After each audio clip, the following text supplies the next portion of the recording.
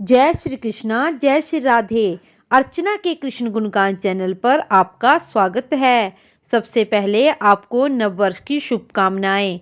भगवान श्री कृष्ण आप सबकी मनोकामनाओं को पूर्ण करे। यह साल आपके लिए उन्नतिदायक, सफलतादायक रहे। अब मैं आपको पुत्रदा एकादशी की तिथि, मुहूर्त और व्रत खोलने का समय और साथ में पुत्रदा एकादशी की कथा सुना रही हूँ। धार्मिक मान्यताओं के अनुसार पौष मास को बहुत ही पवित्र महीना माना गया है। इस मास में मनाए जाने वाले त्योहार और व्रत भी विशेष होते हैं। इन सभी में एकादशी का व्रत बहुत ही शुभ माना जाता है। शास्त्रों के अनुसार एकादशी का व्रत रखने से व्यक्ति को मोक्ष की प्राप्ति होती है और उसके सारे कष्ट व पाप नष्ट हो जाते हैं। पौष मास कि पुत्रदा एकादशी का व्रत 2 जनवरी के दिन रखा जाएगा।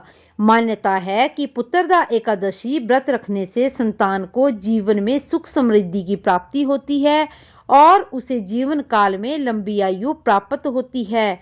इस दिन माता या पिता अपनी संतान के लिए निर्जला उपवास रखते हैं।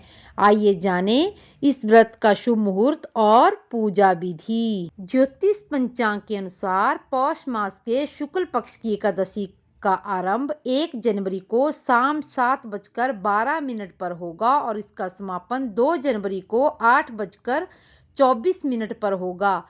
उदय तिथि के अनुसार पौष पुत्रदा एकादशी 2 जनवरी 2023 सोमवार को मनाई जाएगी। पंचांग के अनुसार पुत्रदा एकादशी का पारण 3 जनवरी को सुबह 7:12 से लेकर 9:30 के बीच होगा। शास्त्रों में बताया गया है कि पुत्रदा एकादशी के दिन भगवान विष्णु की आराधना की जाती है, इसलिए ब्रह्म मुहूर्त में उठकर स्नान और ध्यान करें और भगवान विष्णु का स्मरण करते हुए व्रत का संकल्प लें। इसके बाद पूजा स्थल पर भगवान विष्णु के समक्ष घी का दीपक जलाएं और उन्हें जौ, तिल, चंदन, मौली, जनेऊ, तुलसी, फूल, पंचामृत और गंगाजल आदि अर्पित करें। तत्पश्चात भगवान को भोग लगाएं और अंत में आरती अवश्य करें। मान्यता है कि बिना आरती के कोई भी पूजा सफल नहीं होती। इसी के साथ पौष पूर्णिमा व्रत 6 जनवरी दिन शुक्रवार को है। इसी दिन सत्यनारायण भगवान की पूजा भी की जाती है। 4 जनवरी दिन बुधवार को बुध प्रदोष व्रत का भी पालन होगा।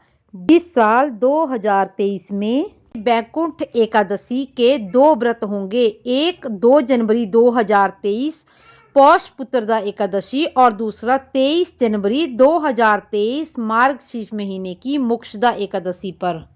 इस बार पुत्रदा एकादशी के साथ वैकुंठ एकादशी भी है। 2023 में माघ स्नान 6 जनवरी 2023 से 5 फरवरी 2023 तक रहेगा। अब मैं आपको पुत्रदा एकादशी की व्रत कथा सुना रही हूँ। पौष मास के शुक्ल पक्ष की इस एकादशी का व्रत निसंतान को सुंदर पुत्र प्रदान करने में भी समर्थ है।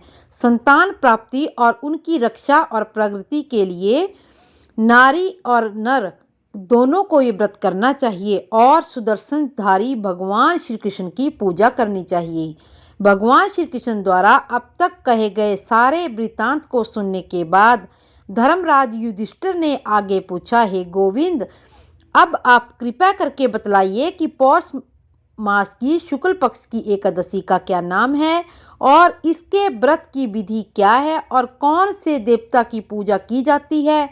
भगवान श्री कृष्ण ने उत्तर देते हुए कहा, हे अर्जुन, इस एकादशी का नाम पुत्रदा एकादशी है।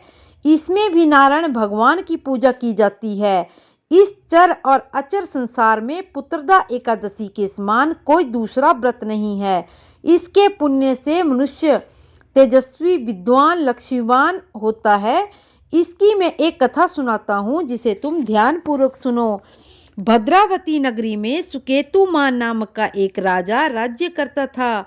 उसके कोई पुत्र नहीं था। उसकी स्त्री का नाम शैव्य था। वह संतानहीन होने के कारण सदैव चिंतित रहा करती थी। पुत्रहीन राजा के पिता रो रो कर पिंड लेते थे और सोचा करते थे कि इसके बाद हमको कौन पिंड देगा। राजा पुत्र न होने के कारण हर समय दुखी रहता था। उसे बंधु बांधव, धन, हाथी, घोड़े, राज्य तथा वैभव सब अर्थहीन प्रतीत होता था। राजा सदैव मन में यही विचार करता था कि मेरे मरने के बाद मुझे पिंडदान कौन देगा? बिना पुत्र के पितरों और देवताओं का ऋण कैसे चुकेगा? जिस घर में पुत्र न हो उसमें सदैव अंधेरा रहता है। इसलिए मुझे पुत्र की उत्पत्ति के लिए प्रयत्न करना चाहिए। जिस मनुष्य ने पुत्र का मुख देखा है वो धन्य है। उसको इस लोक में यश और परलोक में शांति मिलती है, अर्थात उसके दोनों लोक सुधर जाते हैं। पूर्व जन्म के कर्म से ही इस जन्म में पुत्र, धन आदि प्राप्त होते हैं। राजा इसी प्रकार दिन रात सोचता रहता और चिंतित रहता। राजा ने अपने शरीर को त्याग देने का विचार भी किया, परंतु आत्मघात को महान पाप समझकर उसने ऐसा नहीं किया। एक दिन राजा अपने घोड़े पर चढ़कर वन को चल दिया और पक्षियों और वृक्षों को देखने लगा। उसने देखा कि वन में मृग, व्याघ्र, सूर्य, सिंह, बंदर आदि अपने बच्चों के साथ भ्रमण कर रहे हैं। हाथी अपने बच्चों और हाथनियों के साथ घूम रहे हैं। वन में कहीं गीदड़ अपने कर्कश स्वर में बोल रहे हैं, कहीं उल्लू चीख रहे हैं। वन के इन दृश्यों को देखकर राजा को अपने पुत्रहीन होने का शोक और दुख और पीड़ा देने लगा। उसकी उदासी और सोच विचार में दोपहर हो गई। वह विचारने लगा कि मैंने कई यज्ञ किए, ब्राह्मणों को सुंदर भोजन तथा दान देकर तृप्त किया, फिर भी मुझे ये दुख क्यों प्राप्त हुआ? प्यास के मारे अत्यंत दुखी राजा रानी भी पानी की तलाश में इधर उधर फिरने लगे। थोड़ी देर पर राजा ने एक सरोवर देखा। उस सरोवर में कमल खिल रहे थे तथा सारस, हंस, मगरमच्छ आदि विहार कर रहे थे। सरोवर के चारों ओर मुनियों के आश्रम थे। उस समय राजा के दाहिने अंग फड़कने लगे।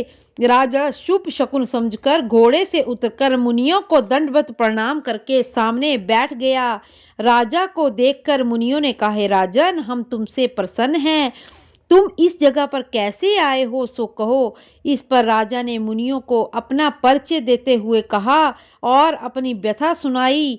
मुनि बोले, हे राजन, पुत्र की इच्छा रखने वाले को उत्तम संतान देने वाली पुत्रदा एकादशी है। हम लोग विश्व देव हैं और इस सरोवर का स्नान करने आए हैं। इस पर राजा बोला, हे मुनीश्वर, यदि आप मुझ पर प्रसन्न हो तो एक पुत्र का वरदान दीजिए।